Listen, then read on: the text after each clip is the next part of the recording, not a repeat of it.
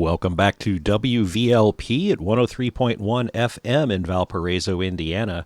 You are about to listen to the Northwest Indiana Wrestling Action Program, bringing you delayed audio coverage of the Backbreaker Wrestling event On the Ropes from Griffith, Indiana, this past Saturday night, September 17th. And thanks for listening. I hope you enjoy. Or apologies if you've been kidnapped and someone is making you listen to this as a form of torture. But either way, it should be kind of fun. This is about a 40-minute condensed audio version of what's essentially a full 2-hour wrestling show.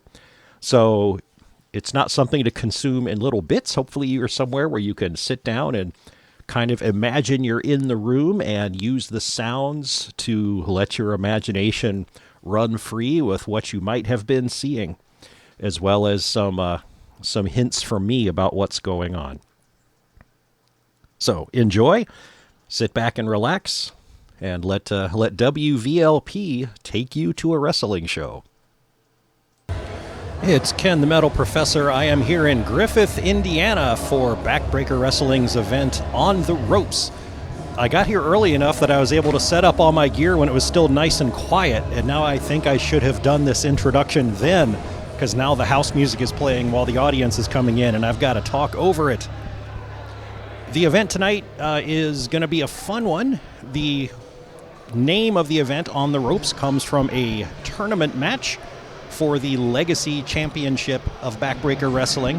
There are 8 participants in all. It'll start with 4 people in the ring, and from that point on, whenever someone gets pinned or eliminated, someone else comes in to take their place, and they work their way down to 1. The participants are Kurt Joseph, Matt Harvey, Luis Rojas, Dick Davis, Cliff Caviar, Johnny Motley, Brentley, Alexander Dawson, and Drex Odell. Also on the card, Dave Allen taking on Thomas Keith in a third confrontation between them. Gabe the Brave and Jake Rowan will be appearing, and D&D Destruction, the tag team of Nick Dallas and Diesel Traxi, making their debut. So this is going to be fun. I'm going to shut up now and pipe it back in when the action starts, and I will give you highlights as we go along. It is showtime.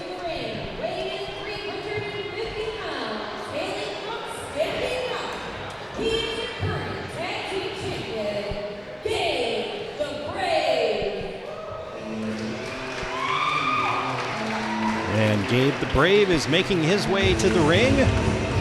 We'll see who his opponent is. Just so you know, this is what his intro music sounds like.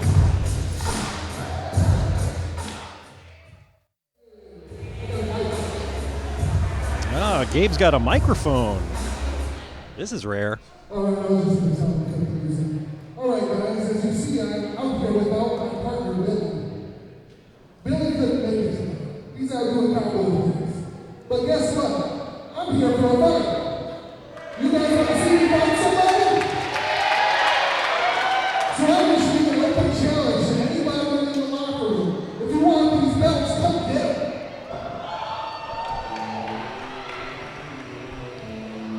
So Gabe is without his tag team partner, Billy the Kid, this evening. He's issued an open challenge. Well, and here come Nick Dallas and Diesel Troxy, but as a tag team, but Gabe is by himself, so what's up with this? This is going to be a 2-on-1.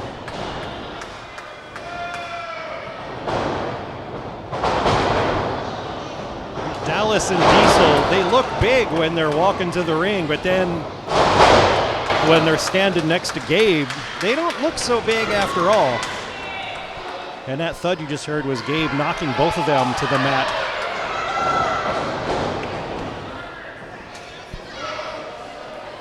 Okay, listen up. Good smack. Gabe's in charge.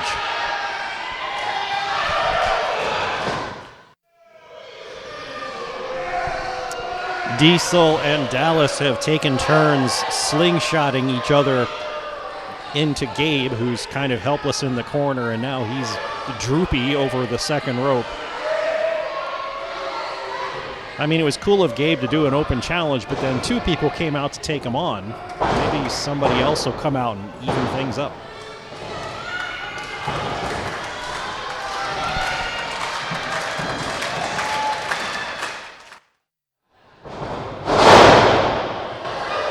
And that was Gabe getting taken down. He's put up a good fight.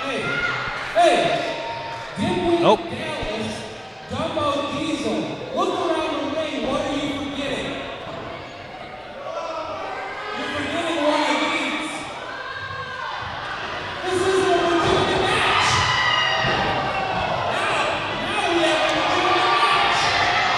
Here comes Richie Rothschild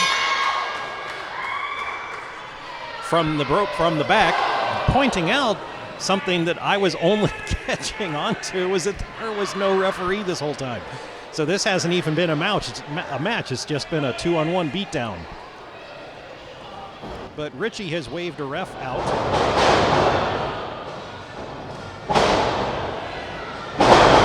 Street Grub Joey Rancid has also come out.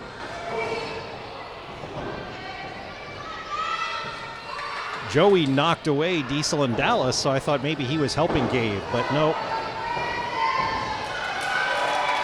Richie and Joey are both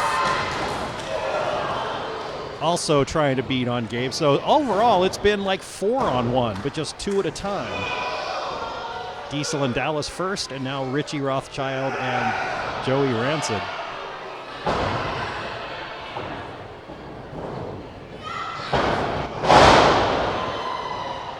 Diesel and Dallas only amassed about 1.5 games. But Richie and Joey were fresher and a little closer in mass, and they just pinned.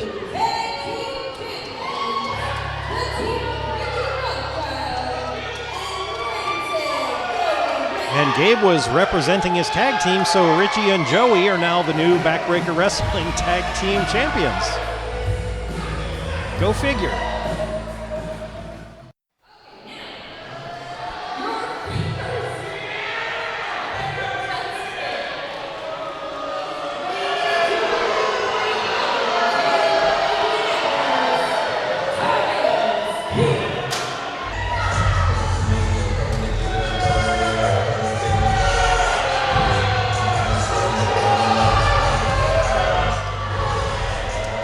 This is now a grudge match. Thomas Keith coming out first, accompanied by Scott Powers. Keith jabbering with the crowd on the way out. Dave Allen ought to be next.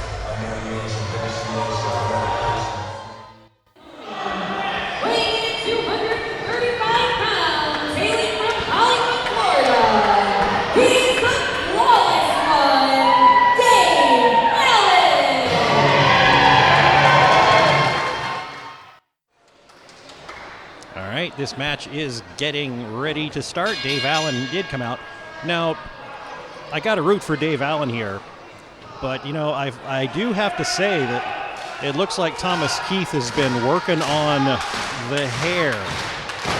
He is rocking the long hair now, and it looks pretty good. So good for him. I still want him to get smacked around, but the hair will fly nicely while that's happening.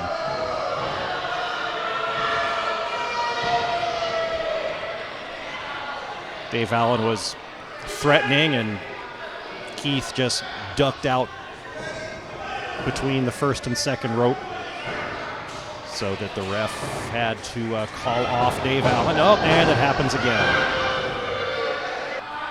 Now, I thought that Keith was being accompanied by Scott Powers, but that's actually, he's the referee. Allen just clotheslined Keith over the top rope to the outside of the ring. Now he's going out to pursue.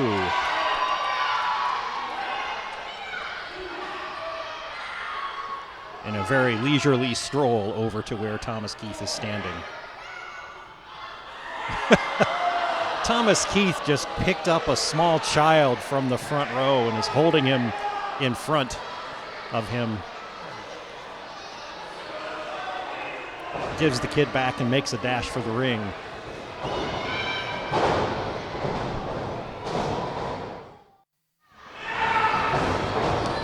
Allen was lining Keith up in the corner for a big running boot to the face, but Keith ducked out between the ropes to the outside of the ring.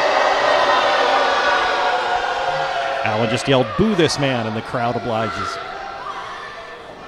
He should be booed for doing that.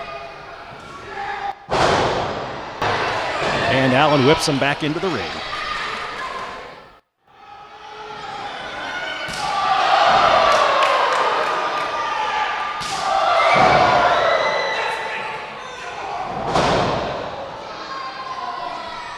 Those two smacks were Dave Allen getting revenge for a knife-edge chop he took from Thomas Keith. Keith had been getting Allen in the ropes and milking that 5 count for all it was worth. Now Keith has Allen down on the mat. He's picking him up, dragging him into the corner.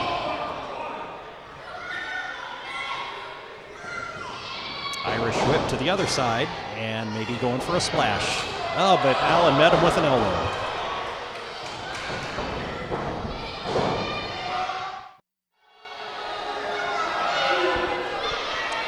Keith has ducked out through the ropes to the outside to escape some offense from Dave Allen yet again. Here comes Allen over to reach, and now that was one drawback to the long hair, as it makes a really good handle when somebody's trying to pull you back into the ring. But Keith actually dropped Allen's neck on the top rope. So Allen dropped back into the ring, and now Keith is on the attack again.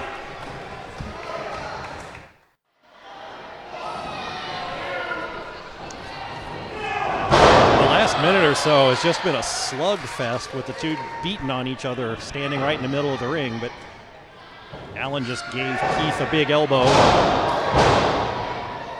Now a backdrop onto his knee. Here comes a running elbow from the other side. That's one. Knee to the forehead, that's two. Boot to the face, that's three. Usually the winning combination. Oh, just for emphasis, the straps have come down on Dave Allen. Keith is up to his feet. Oh, and he pushed away from a stunner and once more shimmies out through the ropes to the floor.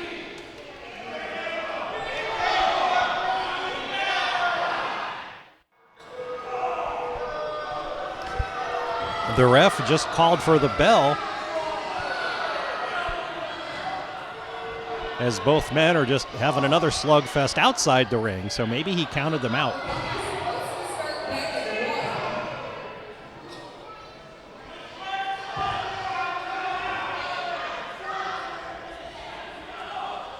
Cade Lee is out to try to restore a little calm here. He's keeping Dave Allen separated from Thomas Keith. The ref is dragging Keith back through the curtain. Cade Lee is hanging out with Dave Allen in the front. The match has been ruled a draw. I believe this was supposed to be the third in a best-of-3 series of matches.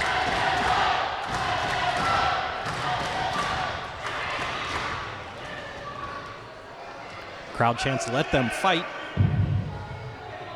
Maybe some... Oh, Cade Lee is bringing Allen a microphone. What you do, Tom? Get out of here! Get out of here! Is that you peeking up from the curtain? Is that you driving away? He's gone! He's gone! I'll tell you where he's gonna be. He's gonna be here!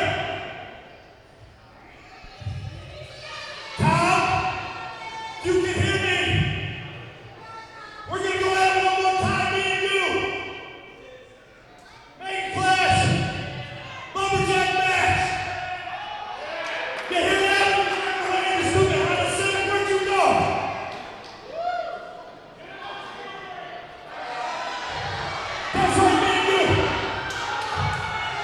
So Dave Allen has challenged Thomas Keith to a lumberjack match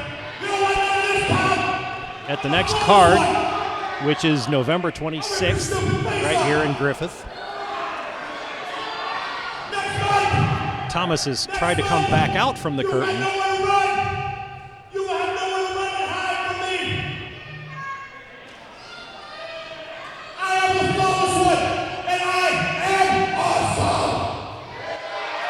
He got held back, though. So that's the first match made for the next event. Mega Clash 5, November 26th, right here at St. Mary Hildebrandt Hall in Griffith.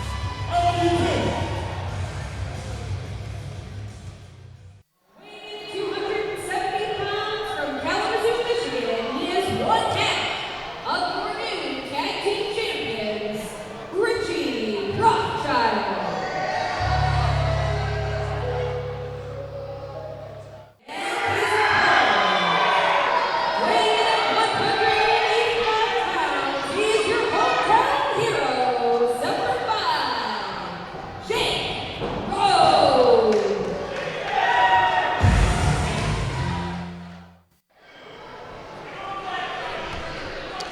Fresh off a victory earlier in the show to kick off the show, Richie Rothschild is back to the ring. He's accompanied by Street Grub Joey Rancid, waving their new tag team belts around as if they won them honorably.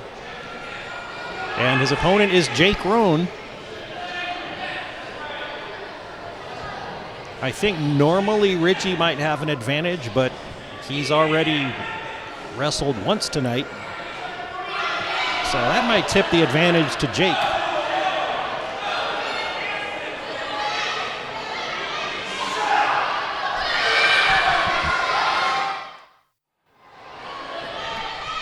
And so far in the match, Jake Rowan's had the advantage in quickness, but Richie's had the advantage in strength. And I think to his own disadvantage, Jake is trying to apply some strength moves that Richie is countering, in particular about 3 times now. He's approached from behind and grabbed Richie around the midsection as if he's attempting to lift him up into a backdrop. But Richie has managed to fend that off every time. Imagine a stalk of celery trying to give a backdrop to a watermelon. And that's kind of the story. The watermelon's going to win that one. I think Jake needs to rely on his quickness a little bit more than high power moves in this particular match.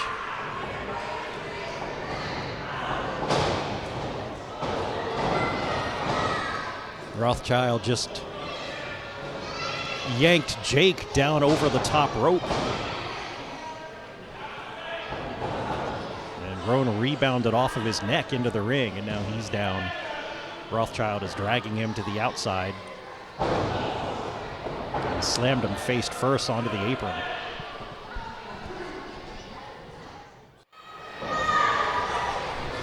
It took longer than I thought for Joey Rancid to start making his presence known from the outside. Twice now he's grabbed onto Roan when the ref's back grabbed onto Roan while the ref's back was turned to choke him and even bite him.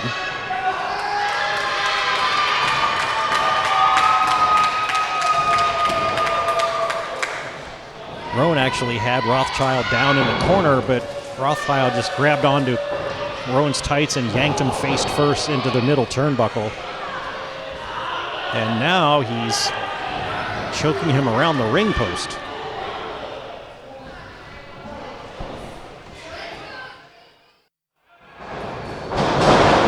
Rothschild tried 3 times in a row for a body splash on Roan in each corner. Missed all 3 times as Roan dropped out of the way. Now Rancid has gotten in the ring.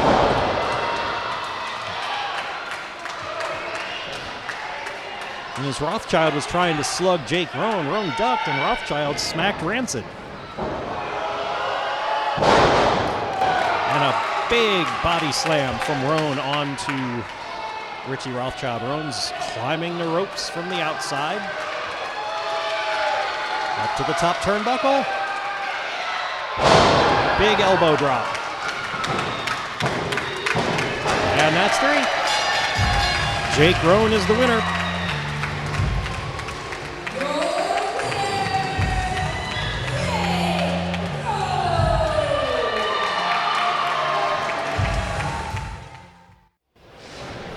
And that is the end of the first half of the show.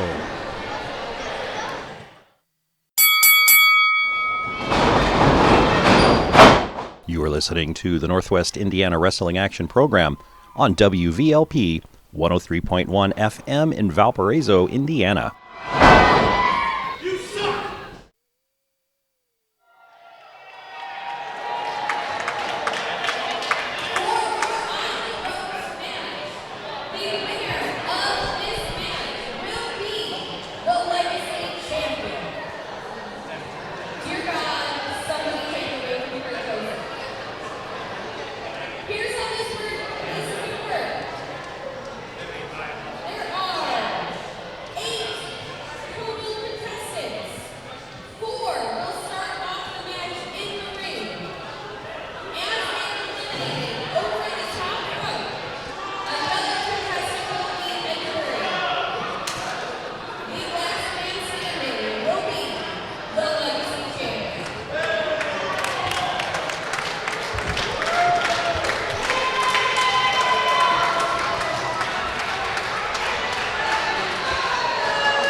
Lynn Marie explaining that the main event is the second half of the show, the 8-person over on the ropes tournament match for the Legacy Championship. We're about to learn who the first 4 will be.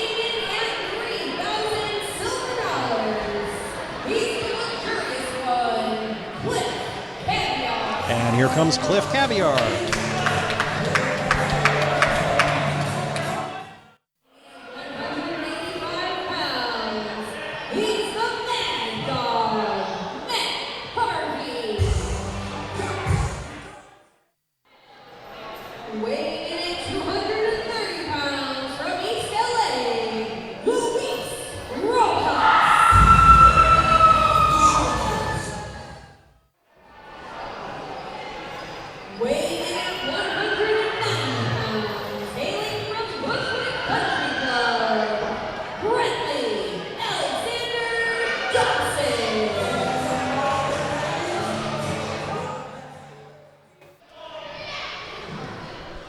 The first 4 to start it off are Cliff Caviar, Luis Rojas, Brentley Alexander Dawson, and Matt Harvey. Matt Harvey was kind of the only one that the crowd seemed to favor. And yeah, the other 3 are standing together, staring across the ring at Harvey. Dawson and Caviar are both in the same clique of sweater-wearing, golf club-going wannabe rich people.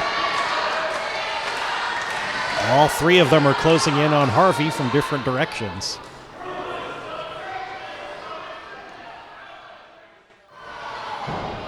And the numbers have won out. Harvey got in a little bit of offense against Caviar and then Dawson, but then Rojas was able to distract him, and now all 3 were just stomping him.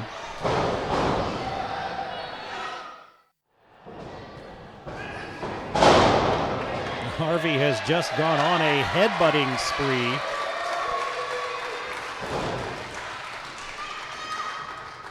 I think I counted 7 headbutts before the other 3 were down. He was loopy and fell into the ropes himself. And he bought himself a short reprieve, but he ended up taking the worst of that. Now Rojas and Dawson are back on him.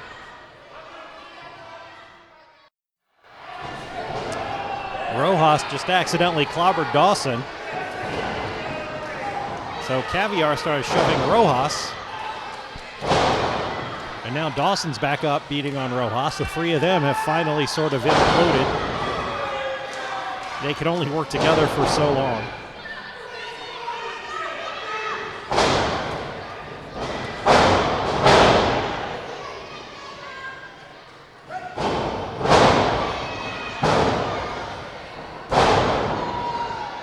So Harvey was nice to fight Dawson and Caviar off of Rojas, but then he just turned and started beating on Rojas himself.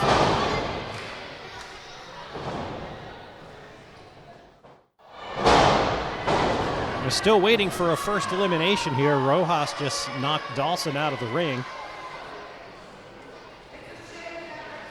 And took Harvey down. Caviar is recovering in a corner from the previous attack. But Dawson just snuck back in. He yanked Rojas out of the ring to the outside, leaving Caviar and Harvey alone.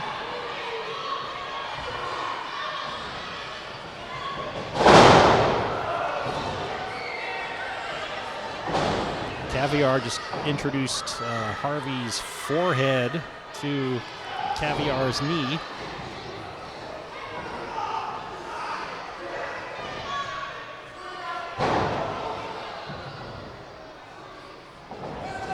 Rojas and Dawson are still busy outside. No, Rojas got back in. Dawson just gave Caviar a big splash, who has now fallen on top of Rojas in a corner.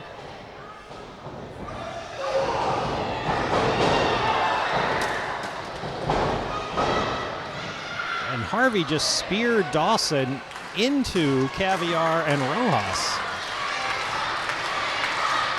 which is great, but now all four guys are down.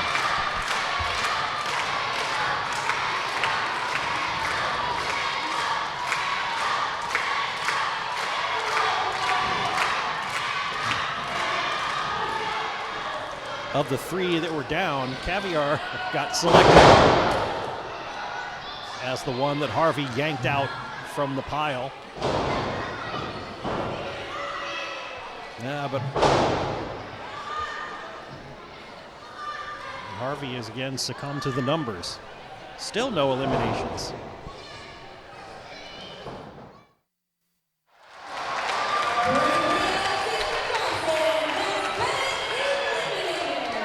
All right, Dawson has been eliminated.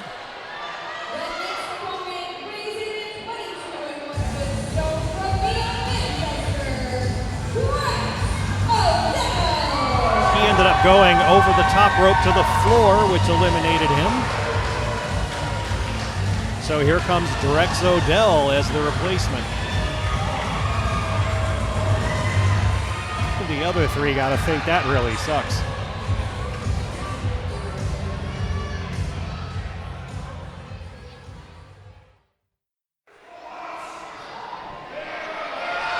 Odell and Rojas still have beef from previous events, so Odell looks overjoyed at getting in the ring with him, so Rojas just dives out of the ropes to the floor.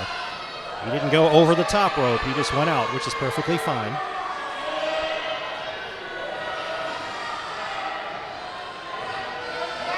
I honestly don't know at this point if a pinfall will be an elimination or if it is literally just over the top battle royal with people coming in one at a time.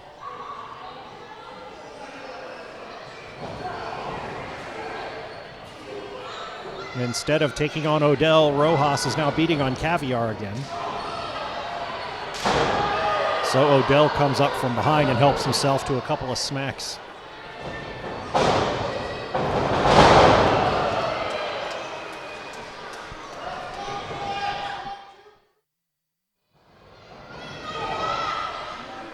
Caviar and Rojas are both down, so Drex Odell and Mad Dog Matt Harvey has kind of approached each other and said, well, it's us now. And now they've been taking turns slugging each other in the center of the ring.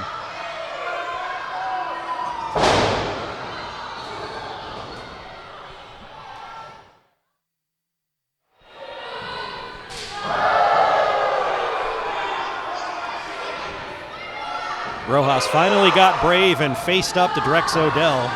Odell is not impressed.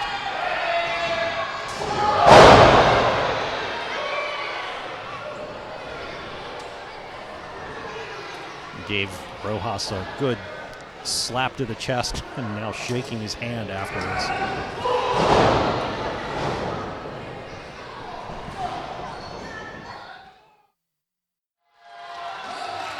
Rojas just tried to pick up Odell for a body slam. That went about as well as you could imagine.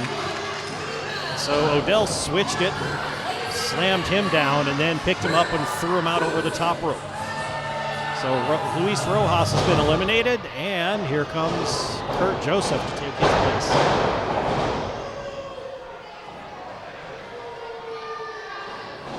Much like Caviar and Dawson were in the same clique, Kurt Joseph also wears the green. Uses the same entrance music. So Caviar has backup again.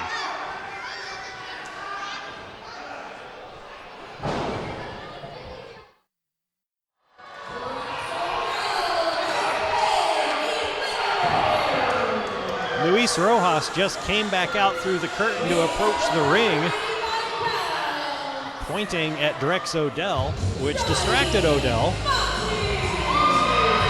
Kurt Joseph snuck up behind, lifted Odell up and over the rope. So here comes Johnny Motley to replace Drex Odell. Now Caviar and Harvey have been in there from the get-go. Then Kurt Joseph, and now Johnny Motley is the freshest.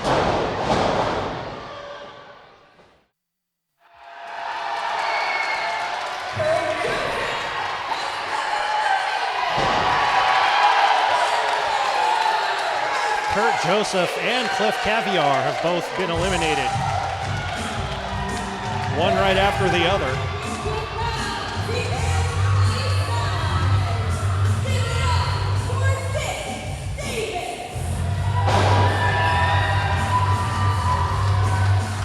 So 2 eliminations at the same time, basically. Dick Davis is coming out for 1 replacement.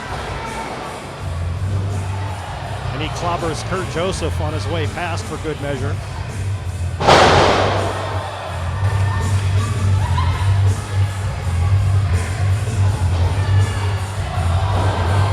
Dick Davis comes in, and he's eliminated Matt Harvey right away. So what happened with Kurt Joseph was that Matt Harvey clocked him and dazed him. Motley took advantage of that by flipping Kurt Joseph up and over the top rope, and it looked like he went to the floor, but the ref was not around that side of the ring, so he hustled over there, but by then Joseph had rolled back in, so the ref couldn't confirm if both feet had gone down on the floor. The crowd told him yes, but he can't go by what the crowd says. So while he was standing up on the apron making his case,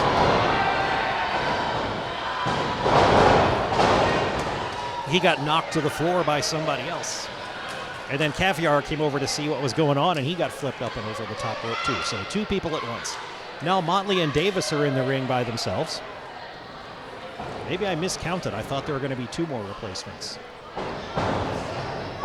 But Davis was it. So now it's down to him and Motley.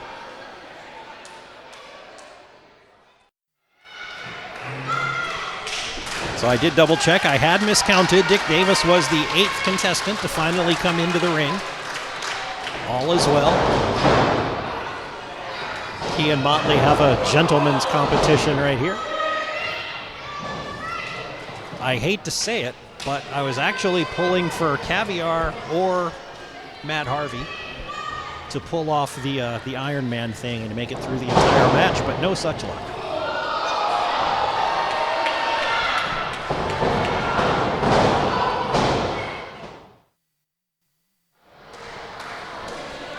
Dick Davis just went up to the top of the 3rd turnbuckle, jumped off with a double axe handle onto Motley, which put Motley down, but Davis fell into the corner and he's grabbing his ankle, so he might have landed funny on that move off the top rope. I guess that's the risk that you run when you're trying to do something like that. He's also just wearing stiff high-back gym shoes and not wrestling boots. He seems to be begging off for a little bit. Since this is a gentleman's match, Motley is not pressing the advantage.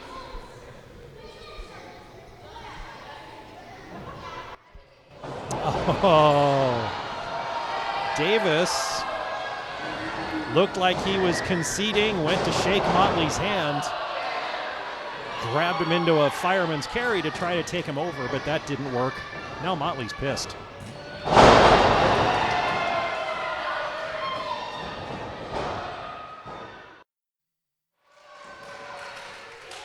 Motley just gave a body slam to, I'm going to start calling him Dastardly Dick Davis for that move that he pulled. Motley just came off the top rope after that with an elbow, but only got a 2 count.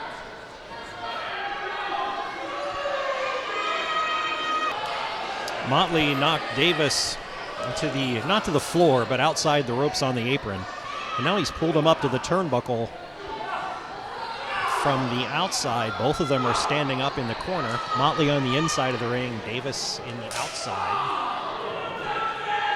Motley's going to try something big here. It's like trying a gut wrench suplex that would lift Davis up and over the top rope into the ring. But Davis is fighting out of it. And he just leaps off of the top and uses the top rope to clothesline Motley.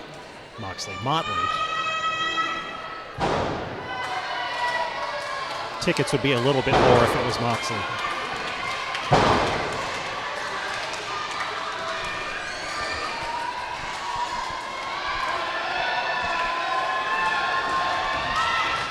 So Motley is loopy. Davis is ready to springboard to the top rope.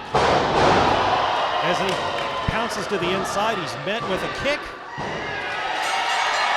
And there's a 3 count. Johnny Motley is the Legacy Champion.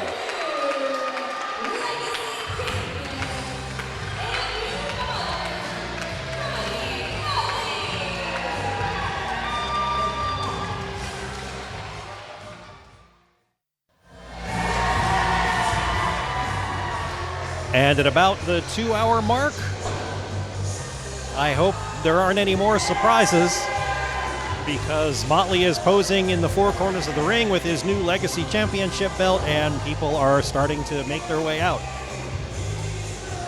And I don't see the sign of any other shenanigans or people running back out from the curtain, so I think we can say this event has come to a close. This has been the Northwest Indiana Wrestling Action Program. I'm Ken the Metal Professor.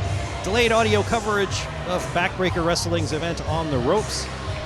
Next up for Backbreaker Wrestling is Mega Clash 5, November 26th, Saturday night, Thanksgiving weekend, right here at St. Mary Hildebrandt Hall in Griffith, Indiana. Tickets are going to be $10 as usual. Hopefully I can make it too.